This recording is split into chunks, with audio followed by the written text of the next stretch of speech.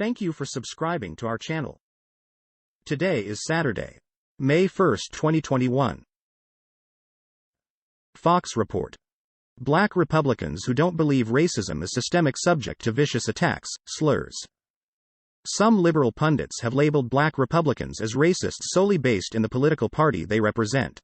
The most recent example came Thursday when late-night comedian Jimmy Kimmel mocked Sen. Tim Scott, RSC, saying the senator, who recently made headlines for his response to President Biden's address before Congress, "Let the American people know the Republican Party isn't racist," Scott said in his Wednesday night rebuttal to the president that America is not a racist country, sparking backlash from some Democrats on social media. CNN report. Citgo 6 oil executives released to house arrest in Venezuela in apparent goodwill gesture to U.S. 5 United States citizens and a Venezuelan citizen who were serving prison time in Caracas have been released to house arrest. 2 lawyers for the men and a former U.S. governor lobbying for their release told CNN. The group, collectively known as Citgo 6, consisted of former executives of U.S.-based refinery Citgo. They were arrested in 2017 on embezzlement charges stemming from a never-executed proposal to refinance some $4 billion in Citgo bonds by offering a 50% stake in the company as collateral. Al Jazeera report. A new approach to elections in Palestine. Before Palestinian President Mahmoud Abbas postponed the Palestinian legislative elections, some observers thought that there would be fierce electoral competition that could lead to political change. Others argued that elections are the only way to achieve national unity and end the Palestinian internal rift between Fatah and Hamas, the two dominant political movements in Palestine. But a closer look at what was going on in the electoral race betrays a different reality. Deutsche Welle report. May Day rallies, police, protesters clash in Berlin, Paris. Protesters in Berlin threw bottles, firecrackers and stones at police during May Day marches in the Neukölln neighborhood of the German capital. According police tallies, 5,000 people took part in the rally, while organizers put the turnout closer to 20,000. Police took several demonstrators into custody. The 1st of May, the annual holiday for workers' rights, is typically heralded by loud protests and well-attended street marches. BBC report. U.S. man detained after private jet lands in Sicily with guns and drugs. Patrick Joseph Horan, 64, told police he was visiting relatives on the Italian island when he landed on Friday, according to news agency ANSA. But a check carried out on the aircraft was said to have uncovered guns, bows and arrows and 1 kilogram, 35 ounces, of marijuana. The items were reportedly seized and Mr. Horan was taken away for questioning. The private jet was searched by police and customs officers shortly after arriving at Sicily's Trapani Birgi airport. Al Jazeera report. Ethiopia to designate TPLF, OLF Sheen as terror groups. Ethiopia has added 2 armed groups to its terror list, including the Tigray People's Liberation Front, TPLF, against which it launched a massive security operation late last year. The Council of Ministers approved a resolution on Saturday to designate the TPLF as a terrorist organization, along with the OLF Sheen, after several attacks in different parts of the country targeting civilians and public infrastructure over the past couple of years. CNN report. Former Georgia deputy called beating black man in custody, "sweet stress relief," FBI says.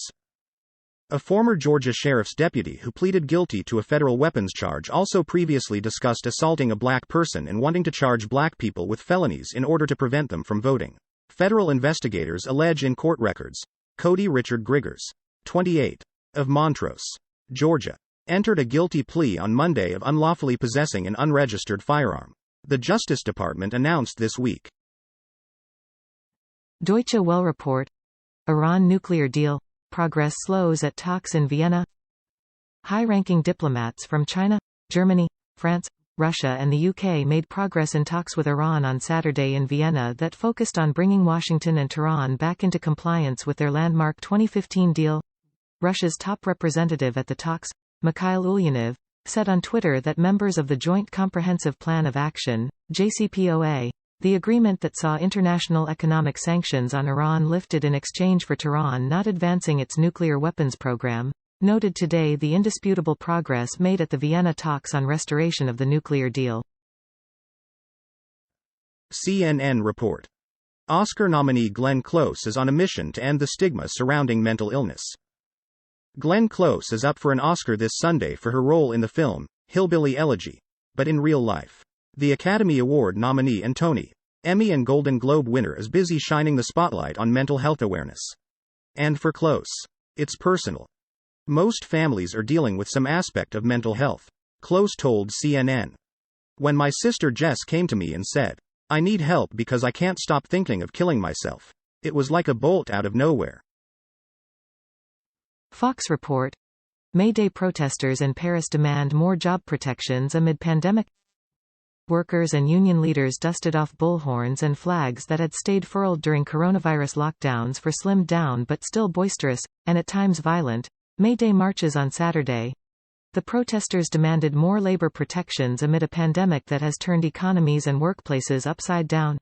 In countries that mark May 1 as International Labor Day, the annual celebration of workers' rights produced a rare sight during the pandemic: large, closely packed crowds, with marchers striding shoulder to shoulder with clenched fists behind banners. Fox report. Sailor spent nightmarish 4 years trapped aboard Egyptian cargo ship.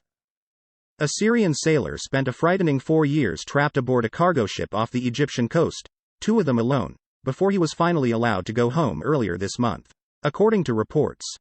Mohammed Aisha's nightmarish ordeal on the 330-foot-long MV Aman container ship began over a legal dispute with Egyptian authorities.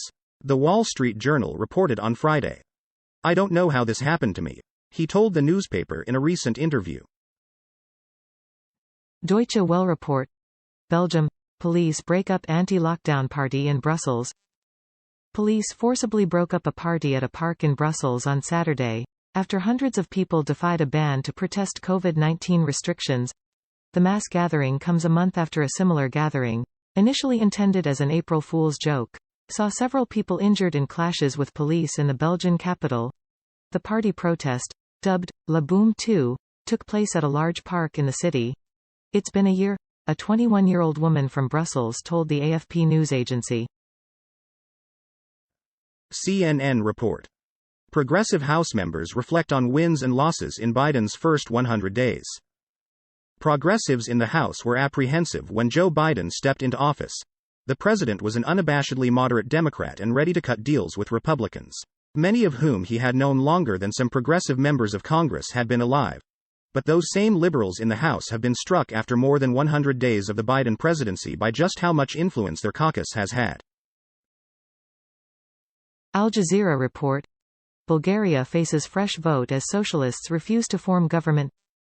Bulgaria will head to the polls in July after the socialists became the third political party to refuse to lead a government following last month's parliamentary election. The socialists, who lost almost half of their seats in the April 4 election, said on Saturday it would be impossible to build a working majority in a fragmented parliament and would return the mandate immediately after the president hands it to them on May 5. BBC report. Diego Maradona care deficient and reckless, medical report says. Prosecutors in Argentina asked the panel to investigate Maradona's medical team after the footballer's death in November last year. Maradona died of a heart attack at his Buenos Aires home, aged 60.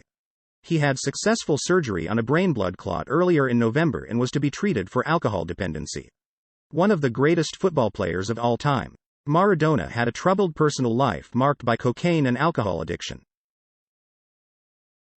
BBC report.